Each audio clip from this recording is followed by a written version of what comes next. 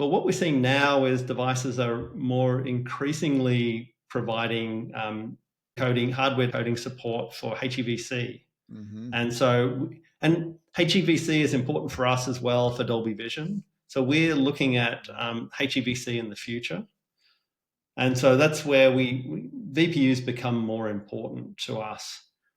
Also, the nice thing about more efficient codecs with higher compression, it's going to help us in the long run with delay as well. Because once you compress the video more, you're going to have lower bit rates. Lower bit rates mean that you're going to run into congestion issues less. You're going to have less retransmissions. You're going to be switching layers less, which is going to help keep the delay down as well. So retransmissions are one of the big causes of that variation in delay that we see with over-the-top streaming services at the moment.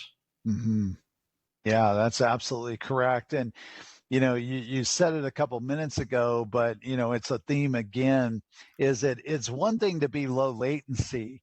And that's kind of the initial target, right? But it's very important that the variance of that Yeah. latency, that it's either very, very minimal or even no variance at all.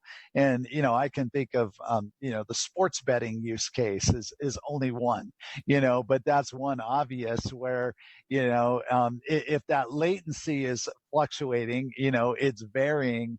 Yeah, that's right. That's not good if I'm relying on that extra, half a second to be able to react to what I think is going to happen, or whatever the case is. So, yeah, Yeah, any interactive yeah, experience. that's right. Any interactive experience, that variation delay ruins Yeah, the experience for some people. And we see it in stats of streaming. So we see it in those stats you talked about in the Super Bowl, yeah, quite a large variation in delay, even for the low delay yeah. services.